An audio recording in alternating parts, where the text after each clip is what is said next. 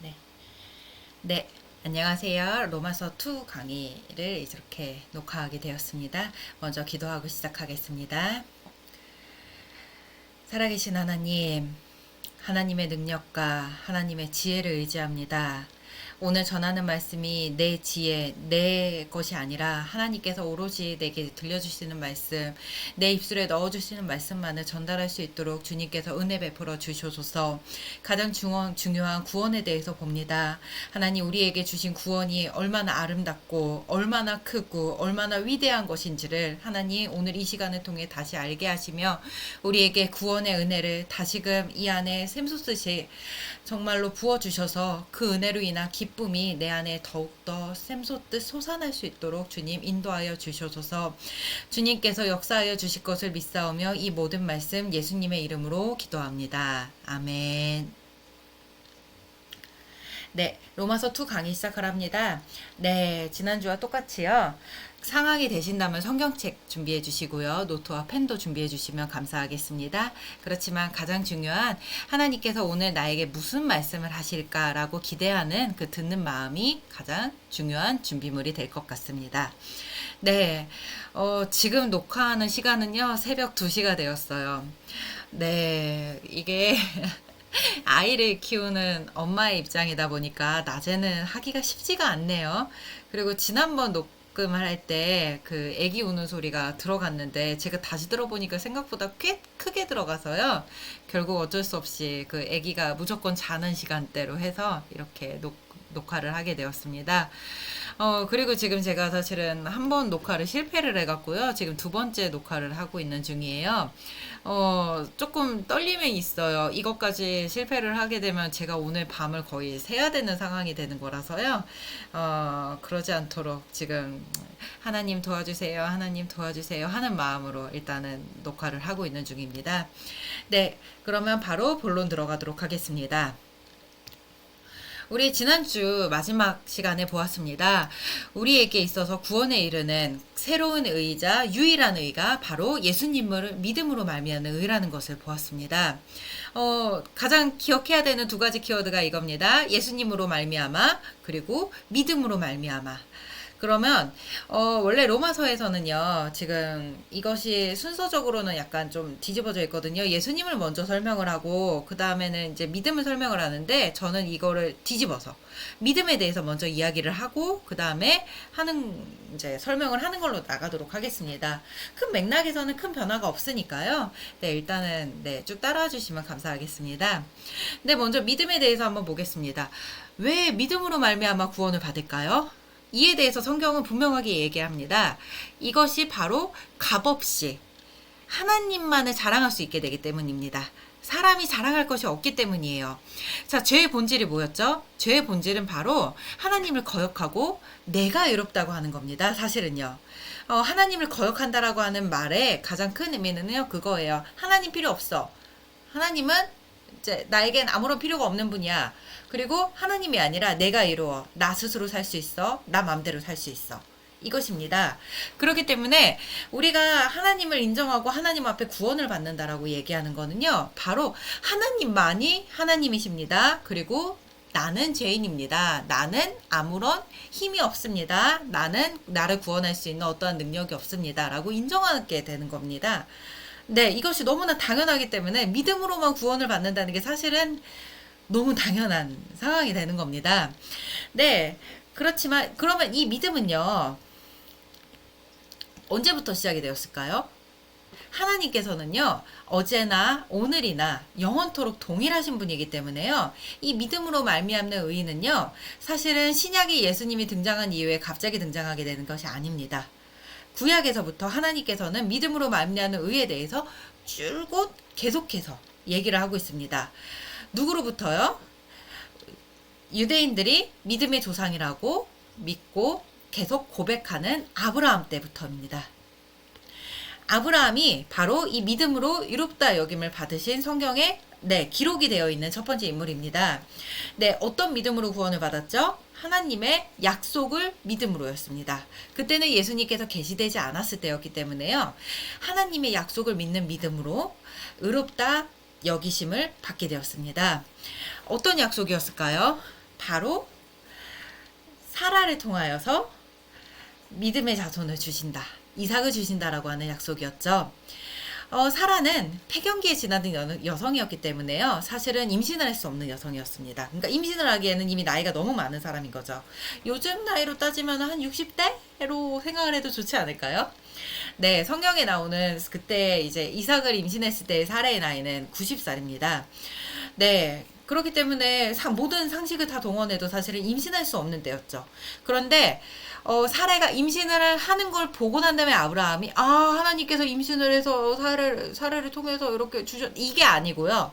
사라가 임신하기 이전부터 하나님께서 나에게 사라를 통하여서 자손을 주실 거야 라고 믿었다는 겁니다. 그리고 하나님께서는 그 믿음을 의로 여기셨습니다.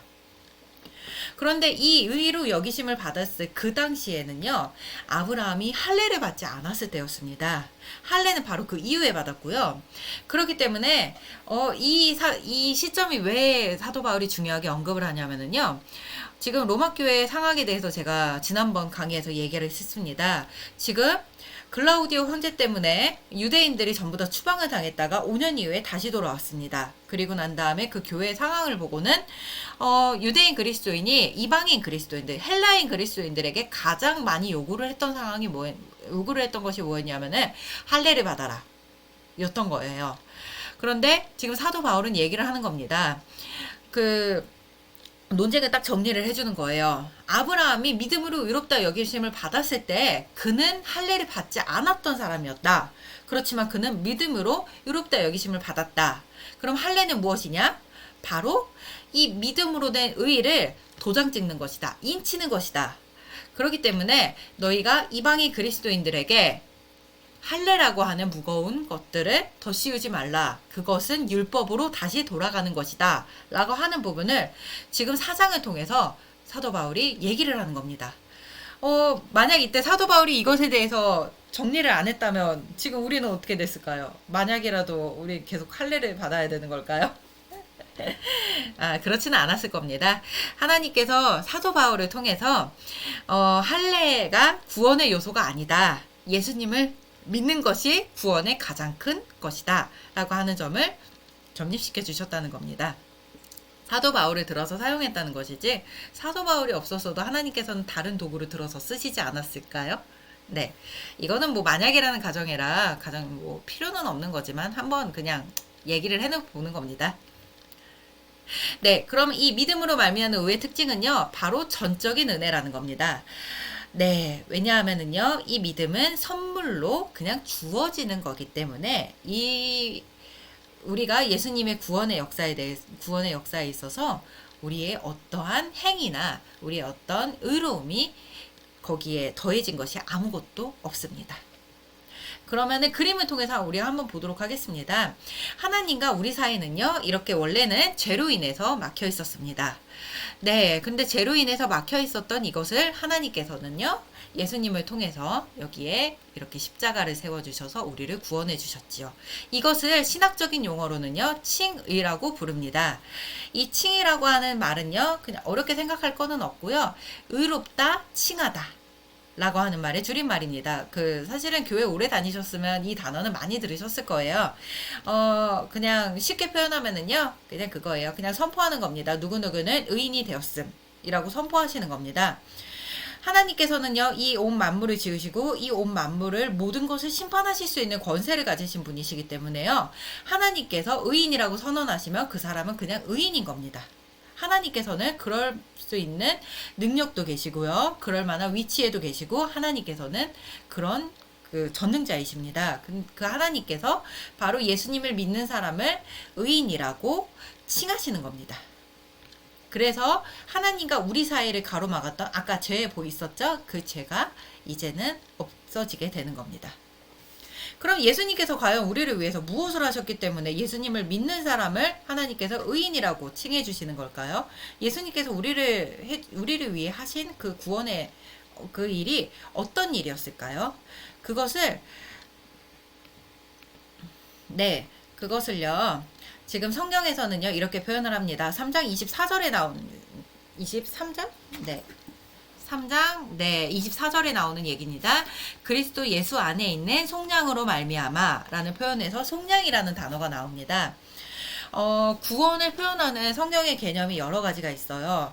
왜냐하면 이것을 지금 어떻게 보면 우리가 살아가고 있는 개념으로 이 구원을 전부 다 설명을 한다는 게 어렵기 때문에 이 구원을 설명하기 위해서 이 개념과 뭐 저 개념과 이런 여러 가지 것들을 이용을 해서 이제 사도 바울이 설명을 하고 있는 겁니다. 그 중에 가장 이제 대표되는 개념이 속량이라는 개념인데요. 바로 이것은 값을 지불하고 사다라는 개념입니다. 현대는요, 전부가 이제 평등한 사회이기 때문에 이 말이 무슨 뜻이냐? 왜? 이렇게 여기실 수도 있어요. 근데 이것이 조금 지금으로부터 한 2, 300년 전에만 살았어도 이게 무슨 뜻인지 확 이해가 되는 단어였을 겁니다. 그 당시에는요, 노예가 있었죠. 예수님 당시에는 노예가 있었고요. 이 노예는요, 말 그대로 사람이지만 사람이 아닙니다. 그냥 돈을 주고 사고 파는 사람입니다. 그렇기 때문에 어떤 사람 밑에 노예가 있을 때 이 노예를 해방을 시켜 주려면은요, 어떤 방법으로밖에 가능하지 않냐면은요, 바로 돈을 지불하고 사야 합니다. 돈을 지불하고 이 노예를 사서 이 노예 증서를 찢어버려야만 이 사람이 자유인이 되는 겁니다. 바로 그 개념으로서 속량이라는 단어가 등장을 하거든요. 그래서 이 노예를 속량해주다. 이 노예를 해방시켜주다 라는 개념이 되는 겁니다. 네, 그러면 예수님께서 무슨 값을 지불하셨죠? 바로 성경에서 나옵니다. 죄의 삭은 사망이요. 죄는요, 사망으로밖에는 값을 지불할 수가 없습니다. 그렇기 때문에 예수님께서는요, 이 죄의 값인 사망, 즉 십자가에서 피 흘려 돌아가심으로써 우리의 죄값을 다 지불하시는 겁니다. 네, 그렇기 때문에 죄값을 다 지불하셨기 때문에 그럼 우리 앞에 달려있는 죄값은 없어지겠죠? 네, 그렇기 때문에 바로 우리가 자유로워지게 되는 겁니다. 이것을 다른 데서는 어떻게 확인을 해볼 수 있냐면요. 예수님께서 십자가 상에서요, 가장 마지막 말씀으로 다 이루었다라고 하십니다. 여기서 다 이루었다라고 하는 단어의 원어로는요, 테텔레스타이라고 하는 동사를 사용하고 있거든요. 이 테텔레스타이라고 하는 단어는요, 다 지불했다. 무엇을 지불했을까요? 바로 아까 얘기했던 속량, 값을 지불했다 라고 하는 법적인 용어입니다. 예수님께서 우리의 죄값을 다 지불하시고 우리를 그 피값으로 사셨습니다. 그러므로 우리가 바로 자유로워졌습니다. 죄로부터요. 네, 그러면 그 다음 개념에는요, 바로 이런 개념도 있습니다. 예수님은요, 화목제물로서 하나님께 드려졌습니다. 이 화목제물은요, 구약에서요, 구약의 레위기에 보면은 5가지의 제사가 등장을 합니다. 번제, 그 다음이 소제, 그 다음이 화목제, 그 다음에 속죄제, 속건제. 네, 이렇게 5가지의 제물이 등장을 하는데요. 여기서요, 3번째 등장하는 화목제 같은 경우에는요, 하나님과 사람 사이에 화목해 하는 어떤 제물을 얘기하는 겁니다. 하나님과 사람 사이를 사이가 좋게 하는 그런 제물이라는 뜻인데요. 바로 예수님께서 하신 구원이 이와 같은 화목제물이라는 뜻이에요. 그래서 에베소서 3장 14절에 보면은 바로 이 얘기가 나옵니다. 그는 우리의 화평이신지라 둘로 하나를 만드사 원수된 것 곧 중간에 막힌 담을 자기 육체로 허시고. 원수된 것이라고 하는데요. 무엇이 원수된 걸까요? 바로 하나님과 나 사이, 이 사이가 원래는 원수되었었습니다. 우리의 죄로 말미암아요. 우리가 하나님을 거북하고 하나님 필요 없어요. 그냥 내 마음대로 살래요. 나면 돼요. 그냥 나 혼자서 충분히 잘 살 수 있어요. 라고 얘기를 하면서 하나님과 원수가 되었습니다. 이 원수가 되면서 하나님과 나 사이에는 아주 두터운 담이 생겼는데요. 이 담을 예수님께서 없애신 겁니다. 네, 그래서 이 개념으로서 화목제물로 예수님께서는 드려지셨습니다. 그렇기 때문에요, 구원을 받은 우리는 어떻게 살아야 될까요? 로마서에서는 바로 이에 대해서 이렇게 나옵니다. 로마서 5장 1절에서 11절까지를 보면은요, 하나님과 우리의 사이에 대해서 이렇게 얘기를 합니다. 지금 우리는 죄로부터 해방이 되었어요. 믿음으로써 우리가 예수님을 이렇게 영접하기만 하면은 네, 우리는 바로 이 죄로부터 죄값을 지불해서 우리가 자유로워지게 됐고요. 하나님과 우리 사이에 막힌 담이 그러니까 막힌 담이 예수님의 몸을 통해서 허물어졌습니다. 그래서 그렇게 되면은 바로 하나님과 관계가 회복됩니다. 네, 그래서 하나님과 관계가 회복돼서 바로 5장 1절에 이렇게 나오게 되는 겁니다. 우리 주 예수 그리스도로 말미암아 하나님과 화평을 누리자. 우리의 구원으로서 우리는 하나님과 어떻게 되었다고요? 화평하게 되었습니다. 하나님과 화목하게 되었습니다. 그런데 이 화목하게 된 것에 대해서요, 성경은 조금 더 구체적으로 표현합니다. 5장 2절인데요. 또한 그로 말미암아 우리가 믿음으로 서 있는 이 은혜에 들어감을 얻었으며 하나님의 영광을 바라고 즐거워하느니라. 여기서 보면은요, 세 가지 동사가 등장합니다. 서 있는, 그리고 들어감, 바라고 즐거워한다. 이것을 조용히 묵상해 보았는데요. 이것이겠더라고요. 하나님과 우리의 관계가 회복이 되었습니다. 네, 그러면 우리는 바로 하나님께 나아갈 수 있는 길의 통로에 서 있게 되었어요. 네, 처음에 서 있죠? 서 있게 되었는데요. 여기서 그치면 될까요? 안 됩니다. 하나님께 나아가야겠죠? 하나님과 화목하게 되었으니까 하나님 앞에 그 은혜에 들어가야 합니다. 그래서 그 안에서요, 하나님과 연합해서 하나님과 함께 바라고 즐거워하게 되는 겁니다. 우리 믿는 모두는요, 하나님께 예배를 드리게 되잖아요. 이 예배는요, 나중에 보게 되면은 그 로마서 뒷부분에도 아주 중요한 개념으로 등장을 하게 되는데요. 네, 우리가 하나님께 예배를 드리는 게 바로 이겁니다. 하나님의 영광을 바라고 즐거워하는 겁니다.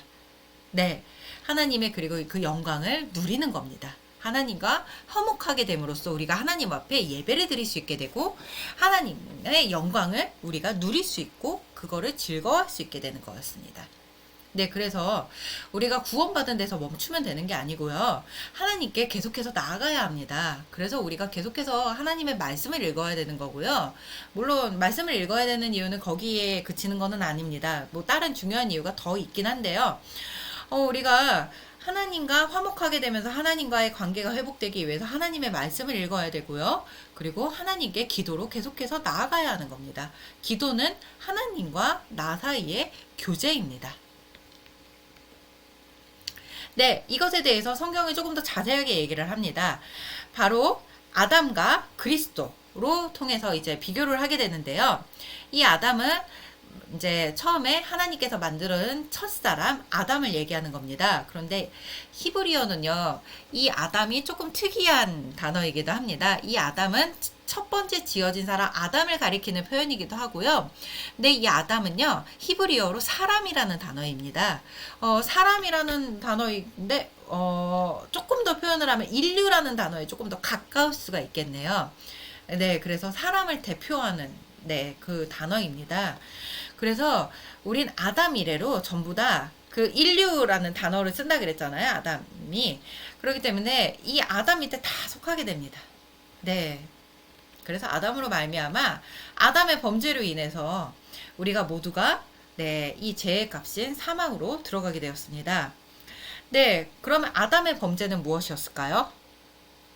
아담이 행했던 범죄는요.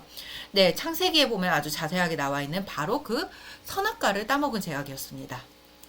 네, 제가 사실은 하나님을 모르고 그 다음에 구원의 역사를 잘 몰랐을 당시에는요. 이 선악과에 대해서 되게 불평을 했던 적이 있어요. 하나님께서는 왜 에덴 동산에 선악과를 만드셔갖고 왜 우리 인류가 죄를 범하게 하셔가지고 뭐 이렇게 했을까 이런 이제 불평이 나왔을 때도 있고요. 그리고 또 그런 생각도 한 적이 있어요.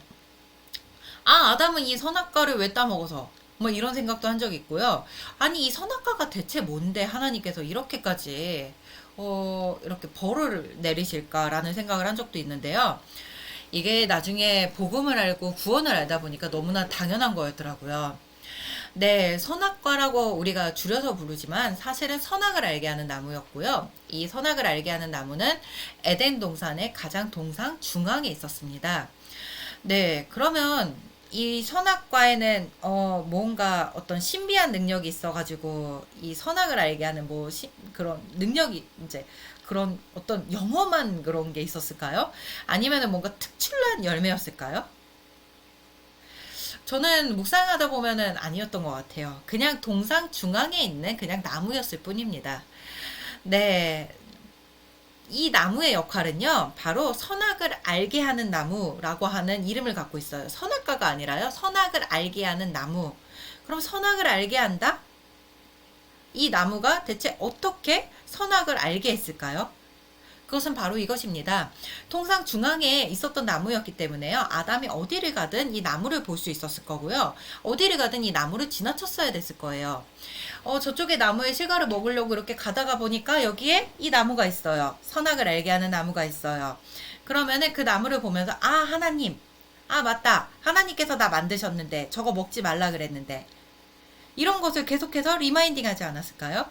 저거 먹으면 죽는다 그랬는데 하나님께서 먹지 말라고 하셨는데.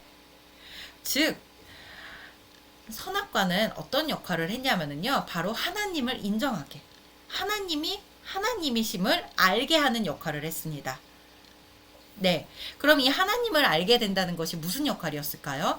바로 이 선악을 결정하는 분, 선과 악을, 그러니까 선하다, 악하다를 말씀하실 수 있는 분, 하나님을 인정하는 겁니다. 즉 심판자이자 주권자이신 하나님을 인정하는 것, 이것이 선악을 알게 하는 나무의 원래 역할이었을 겁니다. 그런데 아담은 이 선악과를 따먹었지요. 그러면서 아담 즉 인류는 이렇게 죄에 빠진 상태가 되면서 어떠한 증상이 일어나게 되느냐? 내가 하나님이 되어버리고 말았습니다. 그러면서 내 기준대로 선악을 판단하게 되는 겁니다. 네, 그래서 지금 우리가 이렇게 생각을 하는 이 생각도 사실은 선악과의 결과인 거예요. 그러니까 어떤 생각이냐면은요, 하나님께서 선악과를 안 만드셨으면 내가 이 죄에 범할 일도 없었을 거 아니냐라고 생각하는 이 생각도 사실은 내가 하나님이 되어서 하나님이 그르다라고 판단을 한 그런 상황이 되는 겁니다. 말도 안 되죠? 하나님께서 이 세상을 만드셨고 하나님께서 이 세상에 대해서 심판을 하셔야 되는 분인데 내가 하나님을 판단하고 있는 겁니다. 아, 하나님께서 왜 그걸 만드셨어? 라고 얘기를 함으로써요. 이것이 바로 인간에게 들어온 죄의 정말 결과이자 모든 인간이 사실은 그런 죄의 영향 안에 있다, 죄의 종이 되었다라고 하는 가장 강력한 증거입니다. 그리고 또 한 가지 보자면은요, 네, 아담의 죄 이후에요. 네, 아담 밑에 두 이제 아들이 태어났지요. 가인이 있고요, 아벨이 있습니다. 네, 그리고 이 가인과 아벨은요, 나중에 보면 하나님 앞에 제사를 드리게 되는데 하나님께서 가인의 제사는 안 받으셨고요, 아벨의 제사는 받으셨습니다. 이것에 대해서 가인이 너무 이제 분이 나는 겁니다. 그래서 아벨을 죽이게 됩니다. 보면 이거예요. 아담의 선악과, 그러니까 쉽게 말하면 아담의 범죄가 이루어지고 난 이후에 바로 맺게 되는 첫 번째 죄의 결과의 열매가요, 사실은요, 살인입니다. 우리가 생각하기에 가장 무서운 죄의 그러니까 죄잖아요. 그런데 이 죄가 사실은요, 아담의 범죄 이후에 가장 첫 번째 나타나는 죄악이 되는 겁니다. 그 정도로 아담의 범죄의 죄의 결과는요, 무서운 결과를 낳게 되는 거였습니다. 그러면은 우리는 이 모든 사람이 아담으로 인해서 이 죄에 갇히게 되었는데요. 그럼 예수님을 믿게 되면은 바로 어떻게 될까요? 우리가 예수님으로 말미암아 아담의 범죄에서 예수님의 의로운 행위로 대체가 되고요.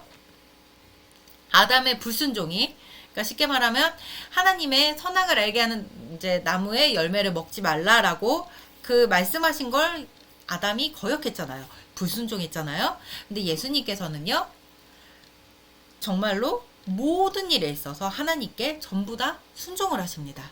그럼으로써 이 아담의 불순종이 예수님의 순종으로 대체됩니다. 그럼으로써 죄의 결과인 사망에서 우리는 예수님의 안에 있는 생명으로 옮겨가게 됩니다. 네, 그런데 정말로 신기하게도요, 우리의 범죄가 클수록 사실은 은혜도 더 큽니다. 이렇게 생각을 하면 됩니다. 100달러가 탕감받은 사람과 네, 정말로 10억 달러 탕감받은 사람은요, 느낌이 다르겠죠. 뭐, 우리나라 단어로 이제 비유를 하자면 1억이 이제 탕감받은 사람과요, 1조가 탕감받은 사람은 그 느낌이 엄청 다를 겁니다. 이 뜻이에요. 그래서, 우리가 범죄함이 더 크면 은혜가 더 크게 느껴지지 않겠느냐라는 말이 성립이 안 되고요. 네. 내가 정말로 이 탕감의 은혜를 어떻게 느끼느냐, 내 범죄를 어떻게 느끼느냐의 문제를 얘기하는 그런 겁니다. 그래서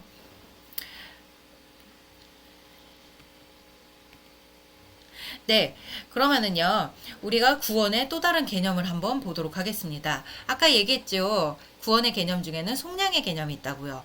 네, 근데 로마서 바로 뒤에는요, 그리고 속죄의 개념도 있습니다. 속죄는 이제 다 같이 아시다시피 아까 얘기했던 속량의 개념과 연결이 됩니다. 그래서 우리의 죄값을 지불했다, 우리의 죄값을 속했다. 라는 개념으로도 연결이 됩니다. 그럼 이 둘은 하나의 개념으로 보고요. 또 다른 개념으로 설명하는 것이 바로 이 연합입니다. 네. 그래서 우리는 아담이 아닌 그리스도에게 속하게 되었는데요. 우리는 아담으로부터 혈육적으로 다 이제 연결이 돼 있잖아요. 우리는 다 아담의 자손이잖아요. 근데 그 연합이 아닌 예수님께 연합이 되는 겁니다. 그래서 이 일이 어떻게 우리에게 적용이 되냐면요. 네, 예수님과 연합이 되어서 예수님의 죽으심으로 말미암아 우리의 죄의 몸이 같이 죽었고요. 예수님의 다시 사심으로 말미암아 우리는 이제 다시 살게 되는 겁니다. 네. 그래서 네, 우리가 원래 갖고 있었던 죄의 몸이 있는데 이 죄의 몸은 예수님의 십자가와 함께 연합이 되면서 죽었습니다. 네. 그리고 예수님께서 무덤에서 부활하셨을 때 우리도 이 죽으심에 연합한 것처럼 우리도 이 부활에 연합을 하게 되는 겁니다. 그리고 이것을 상징하는 사건이 바로 세례입니다. 네, 세례 받을 때 보면은요, 우리는 그 세례를 갖다가 약식으로 대체를 해서 이제 머리에다가 이렇게 물을 붓지요. 그런데 사실은 원래 이 당시에 이제 치러졌던 정통적인 세례는요, 사실은 그 물에 이렇게 담가졌다가 다시 이렇게 나오는 그건데요. 바로 우리가 이 물에 들어갈 때 예수님의 죽으심을 상징하고요. 이 물에서 다시 나올 때 예수님과 함께 다시 삶을 상징합니다. 이 연합 너무 중요합니다. 저는 그 구원에 대해서 잘 이해를 못했을 때 이렇게 생각한 적도 있습니다. 아마 우리 선생님들은 저보다 더 훨씬 뛰어나셔가지고 그렇게 생각한 적이 없으셨을 것 같은데요. 저는 이제 아주 미숙했을 이제 구원의 초창기 때 예수님의 부활에 대해서 굉장히 이제 고민했던 적이 있었어요.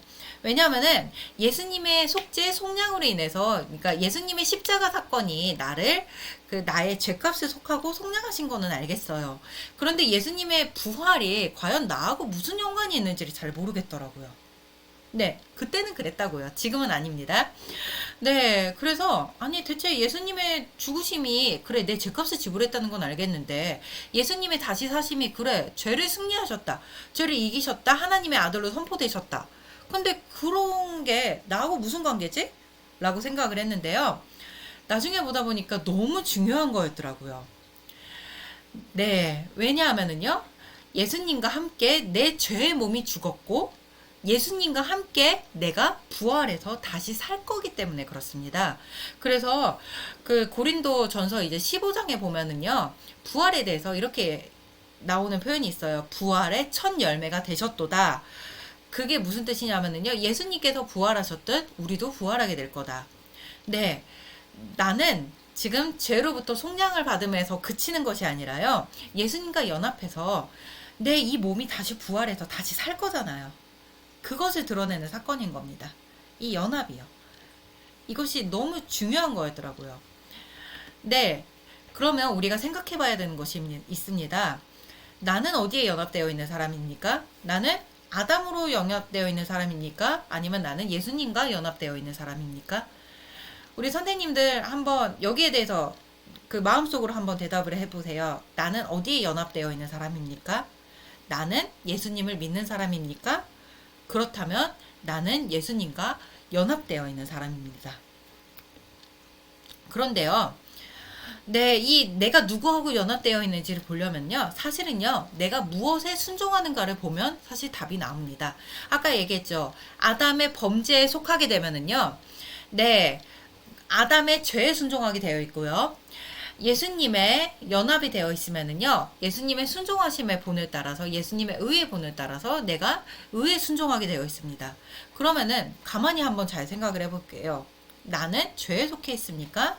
아니면은 예수님의 순종의 본을 따라 의에 속해 있습니까? 나는 죄의 종입니까? 의의 종입니까? 지금 현재 우리 선생님들의 상태는 어디에 있습니까? 그리고 지금 저의 상태는 어디에 있는 걸까요? 현상적으로 물어보는 겁니다. 내가 믿음으로 예수님께 구원을 받았다라고 하는 그것은 우리 선생님들이 다 고백하는 것일 텐데요. 네, 우리가 예수님과 연합해서 구원을 받은 사람으로서는요, 내가 정말로 예수님께 연합되어 있는 열매를 맺고 있는가? 네, 우리 선생님들은 죄의 종입니까? 의의 종입니까? 이것이 성경에서 지금 얘기하고 있는, 그 로마서에서 얘기하고 있는 정말 중요한 주제 중에 하나입니다. 네. 그래서 우리가 다음 주에는요, 이 칭의를 넘어서는 성화의 개념에 대해서 보게 될 텐데요. 네. 우리가 이 죄의 종이냐, 의의 종이냐, 내가 진짜 어디에 연합되어 있느냐? 그런데 내가 예수님께 연합이 되면 의의 종이 되어 있어야 함에도 불구하고 내가 이 죄에서 자유롭지 못한 이 상황, 이것을 어떻게 해결하면 좋을까에 대한 부분은 우리가 다음 주에 계속해서 보도록 하겠습니다. 네, 제가 설명이 잘 되어 있는가는 잘 모르겠어요.